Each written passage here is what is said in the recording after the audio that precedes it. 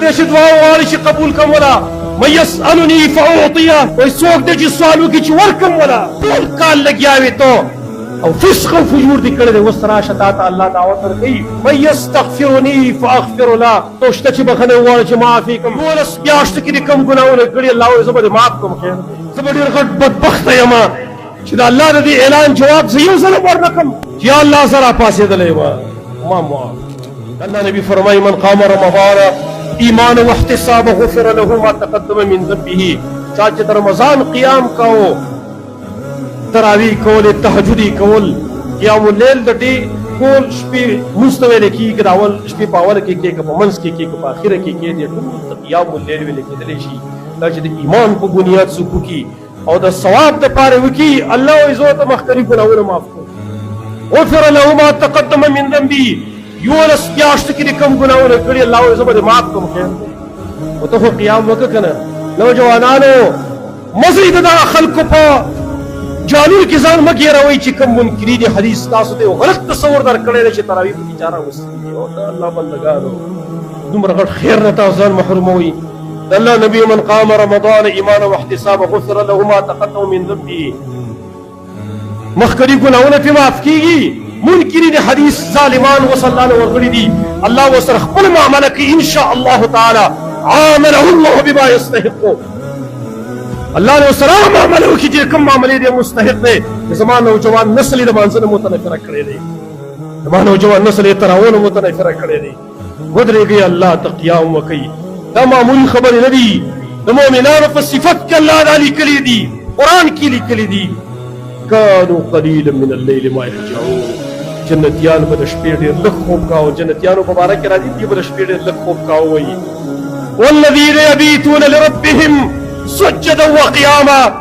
مؤمنان خو هغه خلک دی چې شپه تېروي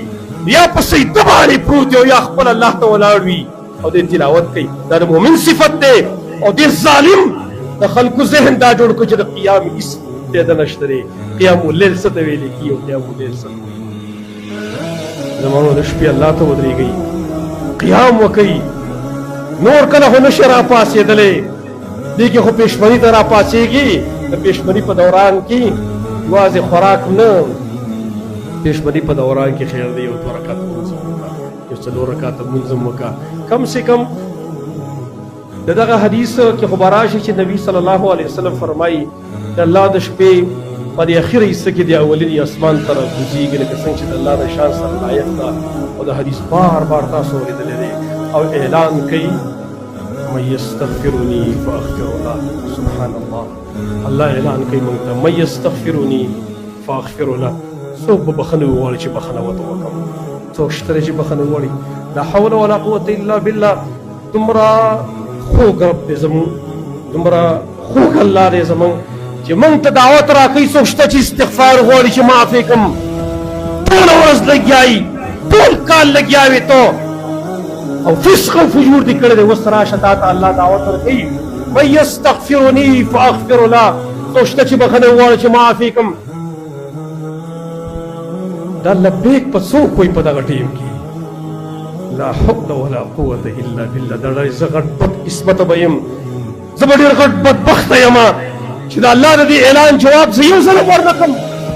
چې یا الله زه راپاڅېدلی یم ما معاف من یستغفرني فاغفر له او اعلان کوي من یدعوني فاستجیب له څوک دی چې دعا وغواړي چې قبول کړم ولا من یسألني فاعطیه وایي څوک دی چې سوال وکړي چې ورکړم ولا خوش قسمته سړی به هغوی چې په دغه لاس پورته کړی سترګو باندې اوښکې را روانې وي چې یا الله تا ته ولاړ یم او ستا د وینا مطابق سوال کوم ستا نه چې یا الله ما معاف کړه یا الله زما حاجتونه پوره کړه زما فلان شی پکار دی زما فلان شی پکار دی دغه ټیم کې ډېرې خوږې خوږې خبرې د الله سره کېږي دغه ټیم کې د الله سره مشغول شئ دغه ټیم کې خبرې د الله سره وکړئ د الله سره لږ جرګه وکړئ په دغه ټیم کې قیام اللیل خصوصي